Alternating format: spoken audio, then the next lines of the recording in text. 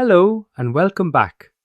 In this quick Active Directory lab, I'll show you how to create organizational units, organize departments, and protect them from accidental deletion using Active Directory users and computers. Let's get started.